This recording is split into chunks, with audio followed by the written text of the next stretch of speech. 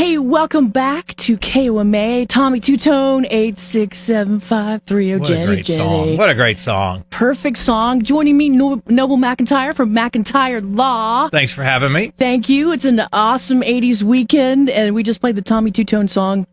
Now, you have a little story about that song. I did. You know, that was such a great song growing up, and I used to wonder, did anybody ever call that number? And I tried to call it once, and it didn't work. But it turns out, first of all, that one of the lead band singer says that was a real number for a real girl that one of the band members knew, and that over the years, the unintended consequence was that so many people would call it in the different area codes, not just one person had it, that it was such a major headache from prank calls that businesses that had it would just do away with it, and an individual would just get rid of it. Different businesses have used it over the years for marketing purposes, but it's one of the most called numbers, and it just came out because of that song.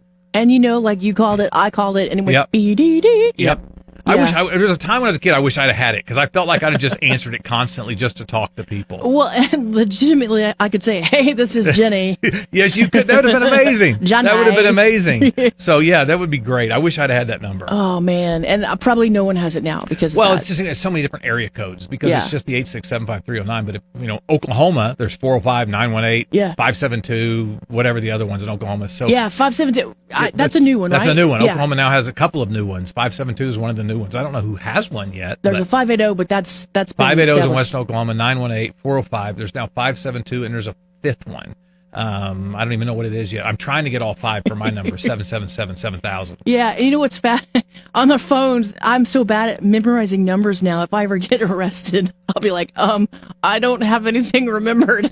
When we were kids, though, we had to remember numbers because, you didn't have the cell phone in your hand. And if you remember at your house where your phone was attached to the wall by a cord, my mom had a piece of paper there, and you'd write down all of your friends' numbers, so you'd have to go to the phone book and look it up.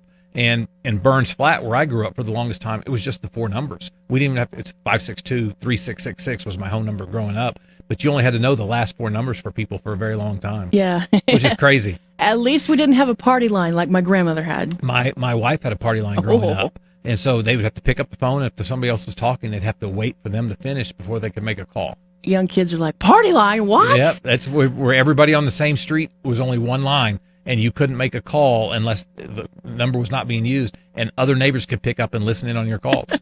I think my grandmother did that. She loved gossip, and she was probably like, she's probably sitting there all the time. Oh, yeah, definitely. Listen to Melba down the street. Exactly.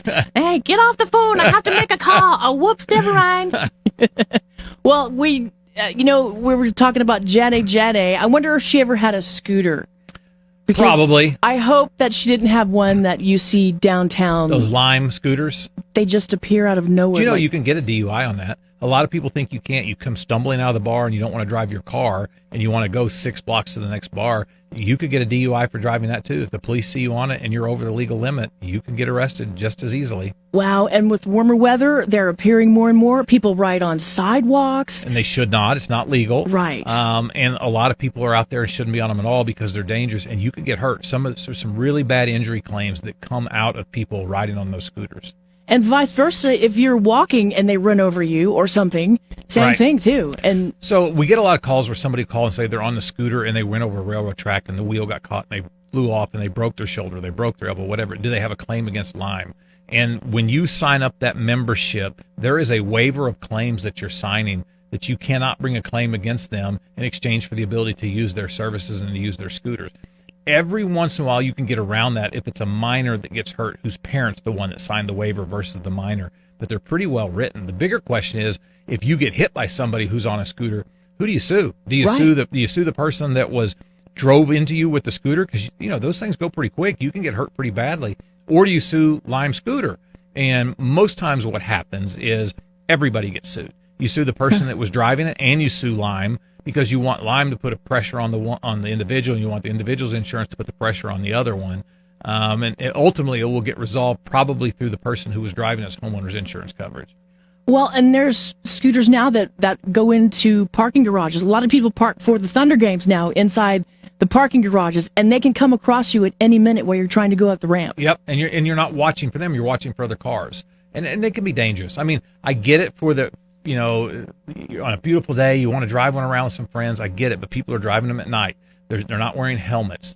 They're zipping in and out of traffic. They're in the middle of a roadway. There's 1,001 things that are bad that can happen, and there's only a couple things good that can happen.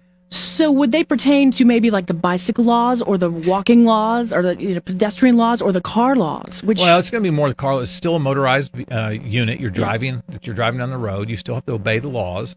You're not supposed to be riding on the sidewalk, but yet you see people riding on the sidewalk. At the same time, how safe is it really to be out there on the road with cars? And so it's a good way to get hurt. Now, most people are not going to get hurt, but for the ones that do, a lot of times the injuries are pretty severe, especially if you're not wearing a helmet and you get thrown off and you hit your head. Well, and versus a train. Lots of trains downtown. There's a trolley, all that stuff. You're not going to win against a train. The train's going to win every day. Yeah. So before you feel like clotheslining those people, because maybe I have felt like that before. You just admitted to me off air. Yes. So, just to kind of relax and watch out for the scooter people because they're not going to pay attention. Yeah, they're not watching out for you. Yeah. Yep. All right. Thanks, Noble McIntyre. McIntyre Law, as usual. Thanks it is for awesome having for you me. to be here. Have a nice day. You too. Thank you. Bet. Thank you.